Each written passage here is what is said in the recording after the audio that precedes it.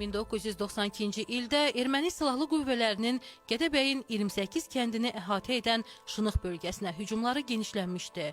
Döyüşlər daha da şiddətlənirdi. Bölgənin mühafizəsini canı bahasına həyata keçirən qəhrəmanlarımızdan biri də İskəndər Aznaurov idi. Ermənilərin anasını ağladan bu İskəndər budur. İskəndər Aznaurov 1956-cı il avqustun 16-sında Özbəkistanın Buxara vilayətində dünyaya gəlib. 1989-cu ildə Fərqanə vadisindəki qanlı hadisələrdən sonra 100 minlərlə Ağsıxa türkü Özbəkistanı tərk edir. İskəndər də ailəsi ilə birlikdə Azərbaycana, Şəmkir rayonunun Kür qəsəbəsinə köçür. O, burada cihaz qayırma zavodunda işə düzəlir.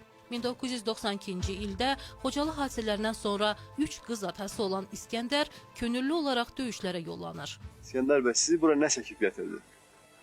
Yana qalsa bu hamısına aydın olmalıdır. Bu bugünkü bizim borcumuzdur. Əgər də bugün biz bu iraya gelməyəydik, bundan sonra gələr olaydı, insanın vicdanını kaldırmazdı. Hərbi xidmətdə olarkən artilleriyanın sirlərinə yiyələnmiş İskəndər biliyini döyüşlərdə tətbiq etməyə başlayır. Tezliklə Topçu İskəndər kimi məşhurlaşır. Qısa müddətdə igidliyi ilə tanınır. O, Şınıqda yerləşən və indi onun adını daşıyan yüksəklikdən düşmən üzərinə od eləyərək bir gündə onların 4 topunu sıradan çıxarıb. Onlarla erməni işğalçısını məhv edib.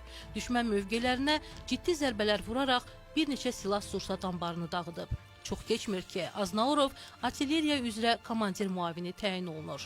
Başkəndin erməni quldurlarının təmizlənməsində Mutudərə, Ərdağı, Kaftar qayası, Ləzgi daşı əməliyyatlarında xeyli düşmən texnikası canlı qüvvəsini məhv edir.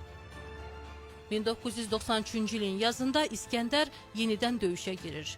Gədəbəydə, Örükdaşda düşmənin 13 texnikasına qarşı 3 texnika ilə vuruşur. Daha sonra arxa cəbhədəki mövqeyini tərk edərək, minalanmış geniş ərazini keçərək ön cəbhəyə, döyüşlərin ən qızğın hissəsinə yollanır. Orada gedən atışmalar zamanı Aznaurovun topu düşmən hədəfinə tuş gəlir və o qəhrəmancasına həlak olur. 1995-ci ildə baş leytenant İskəndər Aznaurov ölümündən sonra Azərbaycanın milli qəhrəmanı adına layiq görülür.